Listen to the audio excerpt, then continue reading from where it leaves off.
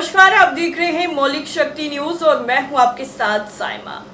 जाति जनगणना को लेकर एक बार फिर से बवाल मचा हुआ है। सुप्रीम कोर्ट से लेकर राज्य सरकार से लेकर केंद्र सरकार, हर कोई अब इसी मुद्दे पर चर्चा करता हुआ नजर आ रहा है।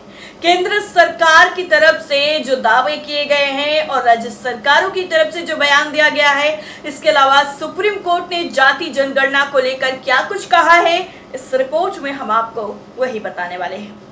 दरअसल जाति जनगणना पर सुप्रीम कोर्ट में केंद्र सरकार की तरफ से दायर हलफनामे और कुछ घंटों में ही उस हलफनामे को बदलने को लेकर बिहार के उप मुख्यमंत्री तेजस्वी यादव तीखे सवाल उठाए। उन्होंने पत्रकारों से बात करते हुए कहा कि जहां तक जाति जनगणना पर केंद्र की तरफ से सुप्रीम कोर्ट में दाखिल हलफनामे की बात है, तो इससे भाजपा के लोगों का असली चेहरा उजागर हो गया है।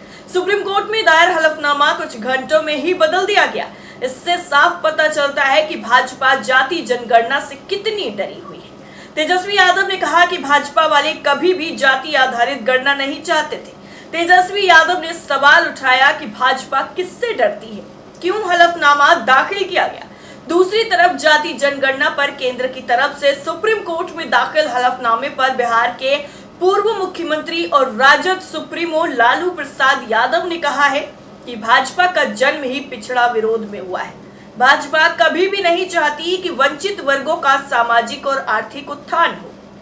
उन्होंने सवाल उठाया कि किसी भी वर्ग के गरीबों के कल्याण के लिए बिहार सरकार द्वारा कोई सामाजिक सर्वे कराना गरीबी विरोधी भाजपा को अनुचित कैसे लगता है।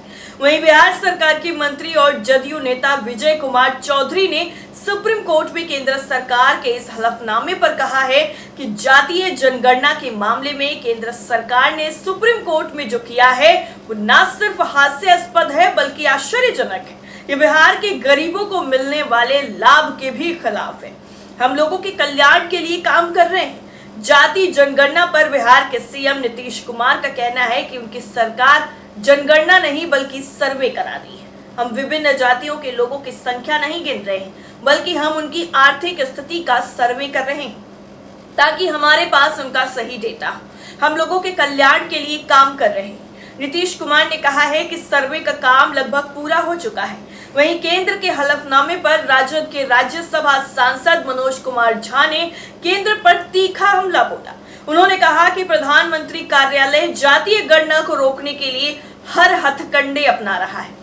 सुप्रीम कोर्ट में केंद्र द्वारा इस पर हलफनामा दाखिल करना, फिर उसे वापस लेने और नया हलफनामा दाखिल करने पर उन्होंने कहा कि ये सब साबित करता है कि आबादी के इतने बड़े हिस्से को उनके अधिकारों से वंचित करना भाजपा का लक्ष्य बन गया है।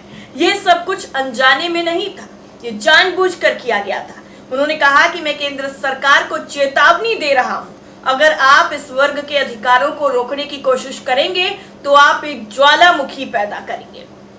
दरअसल आपको बता दें कि केंद्र सरकार ने सोमवार को सुप्रीम कोर्ट में हलफनामा दाखिल किया था।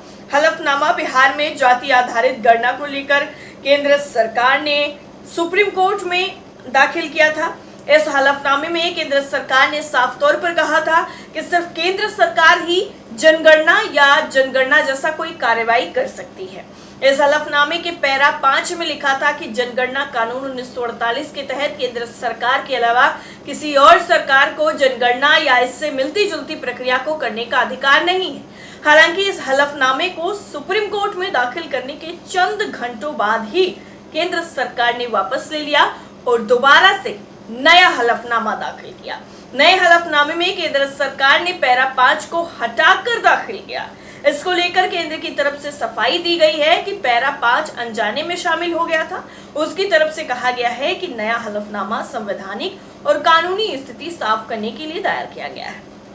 इसमें यह भी कहा गया है कि केंद्र सरकार भारत के संविधान के प्रावधानों के मुताबिक SC, ST, SEBC और OBC के स्तर को उठाने के लिए सभी कदम उठा रही है। इतना ही नहीं, बिहार सरकार के मुताबिक ये एक सर्वे है जिससे लोगों की आर्थिक स्थिति का पता चलेगा और सरकार को उन लोगों तक सुविधाएं पहुंचाने में मदद मिलेगी। लेकिन केंद्र सरकार का क्या राग है वो आपको साफ समझ में आ रहा है। आपकी राय क्या है इस पूरी रिपोर्ट को लेकर कमेंट करके जरूर बताइए।